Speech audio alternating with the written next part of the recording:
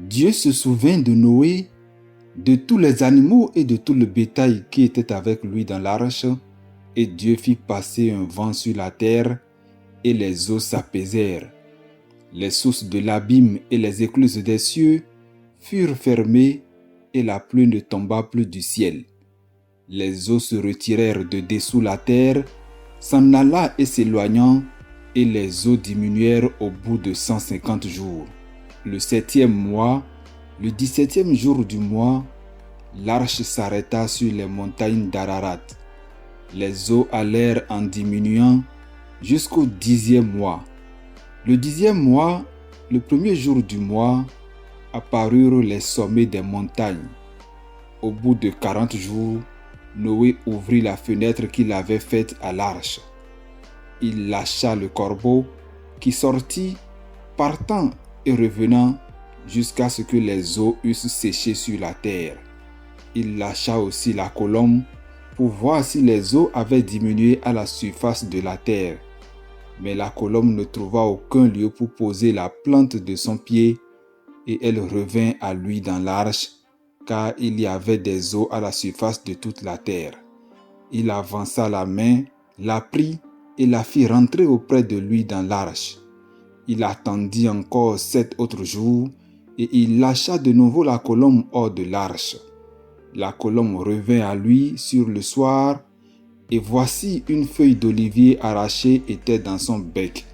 Noé connut ainsi que les eaux avaient diminué sur la terre. Il attendit encore 7 autres jours, et il lâcha la colombe, mais elle ne revint plus à lui. L'an 601, le premier mois, le premier jour du mois, les eaux avaient séché sur la terre. Noé ôta la couverture de l'arche, le regarda et voici, la surface de la terre avait séché. Le second mois, le 27e jour du mois, la terre fut sèche. Alors Dieu parla à Noé en disant: « Sors de l'arche, toi et ta femme, tes fils et les femmes de tes fils avec toi. Fais sortir avec toi tous les animaux de toute chair qui sont avec toi, tant les oiseaux que le bétail, et tous les reptiles qui rampent sur la terre, qu'ils se répandent sur la terre, qu'ils soient féconds et multiplient sur la terre. » Et Noé sortit avec ses fils, sa femme et les femmes de ses fils. Tous les animaux, tous les reptiles, tous les oiseaux, tout ce qui se meut sur la terre, selon leurs espèces, sortirent de l'arche. Noé bâtit un autel à l'Éternel. Il prit de toutes les bêtes pures et de tous les oiseaux purs, et il offrit des holocaustes sur l'autel.